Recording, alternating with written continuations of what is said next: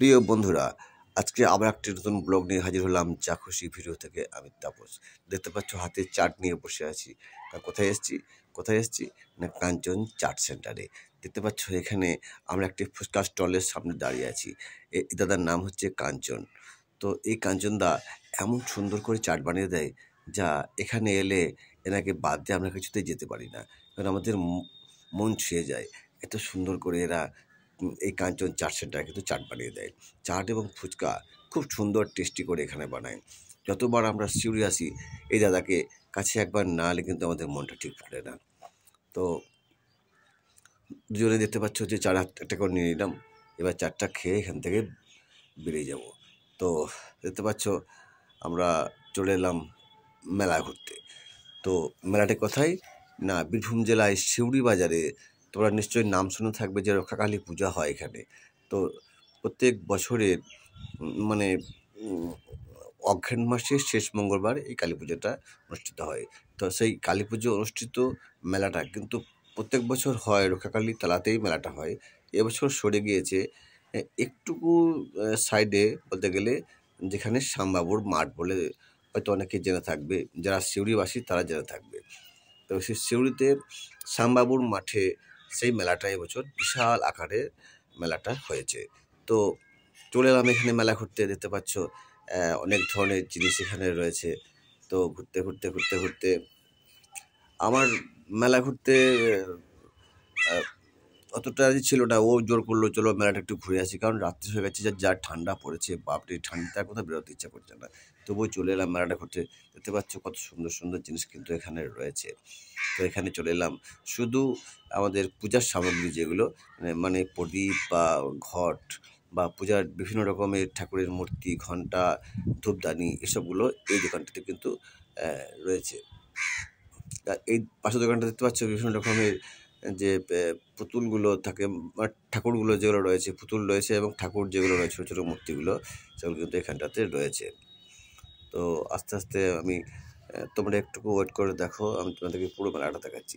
এইটা হচ্ছে বজরংবলীর মন্দির শ্যামবাবুর মাঠে। এখানে কিন্তু প্রথমে এটা দেখতে পাবে যে বজরংবলীর মন্দির।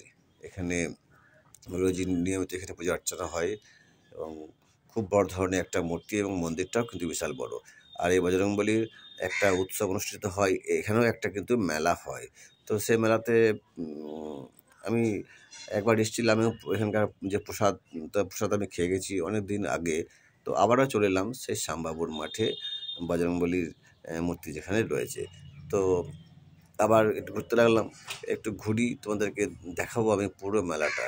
তোমরা শুধু একটু ওয়েট করে থাকো, আমি কিন্তু তোমাদেরকে পুরো মেলাটা কিন্তু আমি তন্ন করে দেখাবো কি রয়েছে এই মেলাটাতে। দেখতে পাচ্ছ, তবে মেলাটা কিন্তু খুব সুন্দর, কারণ মেলা ঘুরতে কার না ভালো লাগে, সবারই ভালো লাগে। তো আমারও কিন্তু ভালো লাগছে, যদি বা শরীরটা খুব একটা ভালো নেই, কারণ প্রচণ্ড ঠান্ডা পড়েছে আর শরীর মনে কিন্তু প্রচণ্ড ক্লান্তি রয়েছে। ক্লান্তি নিয়েও কিন্তু আমি মেলাটা কিন্তু আমি ঘুরছি। আর শুধু ঘুরছি নয়, তোমাদেরকে দেখাবো করেও কিন্তু আমি এই ব্লগটা বানাচ্ছি, কারণ রোজই তো তুমি তো জানো যে এই চ্যানেলে আমি বিভিন্ন ধরনের ব্লগ দিয়ে থাকি।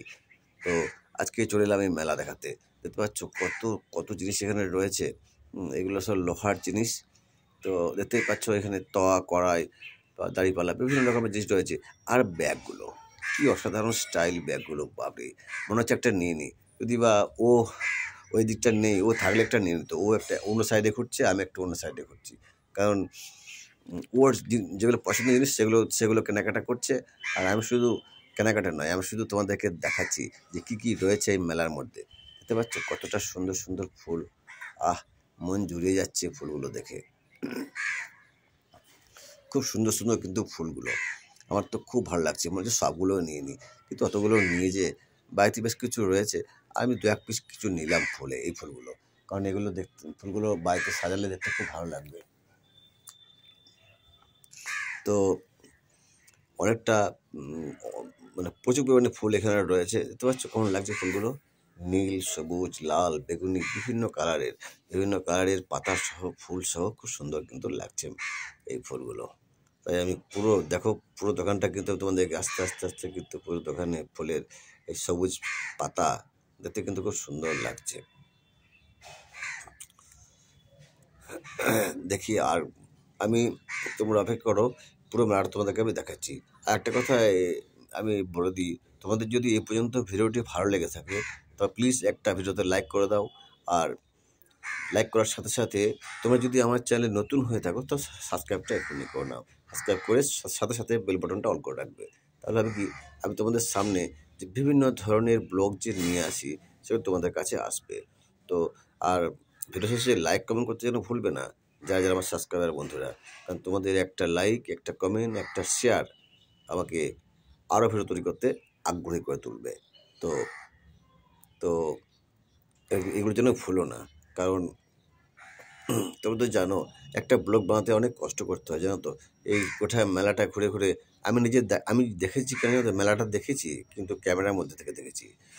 তাই তোমাদের মনোরঞ্জনের জন্য যে ব্লগগুলো আমি রোজই দিয়ে থাকি, তো সবাই তোমরা প্লিজ একটা করে লাইক করো, সবাই কমেন্ট করো, ঠিক আছে। আর দেখো আর কি কি রয়েছে এই মেলার মধ্যে। ও দূরে দেখো রয়েছে নাগরদোলা বসেছে, আর পুতুল নাচ বসেছে, আর বিভিন্ন ধরনের কিন্তু মেলাতে। তোমরা তো অনেকেই জানো, মেলা ঘুরেছো, তো মেলাতে তো কি না কি থাকে বলো, সমস্ত জিনিসই মেলাতে পাওয়া যায়। হ্যাঁ, যে যেমন যার যেটা প্রয়োজন সব কিন্তু মেলাতে কিন্তু পেয়ে যাবে। কেউই হয়তো দেখো টিট কাউন্টার রয়েছে, লটারি টিটগুলো, মানে খুব মজা মজা জিনিস কিন্তু মেলাতে থাকে। দেখো এখানে কিন্তু সেই বাচ্চারা যেগুলো লাফালাফি করে সেই জায়গাটা রয়েছে। তো এরকম অনেক জিনিস কিন্তু এখানে মেলাতে রয়েছে। তো ডান দিকে একটু যাচ্ছি, দেখো এগুলো সেই যেগুলো বাচ্চারা খুব লাফালাফি করে সেই জায়গাগুলো, ডাউন, এর নামগুলো আমি বলতে পারবো না, বুঝলো তো। তো দেখো কত সুন্দর সুন্দর জিনিসগুলো কিন্তু দেখো। আর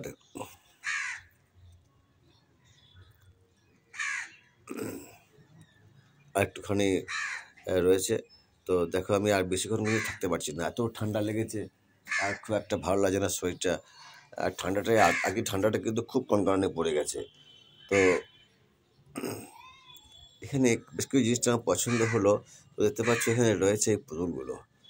এত এত সুন্দর সুন্দর মাটির পুতুলগুলো, মানে এগুলো পোড়ামাটির পুতুলগুলো। তো পোড়ামাটি বলতে গেলে দেখো বিভিন্ন জিনিস রয়েছে কিন্তু, রয়েছে লাফিং বুদ্ধ, অনেক কিছু রয়েছে, শিব, কালী, দুর্গা, সব কিছু কিন্তু রয়েছে।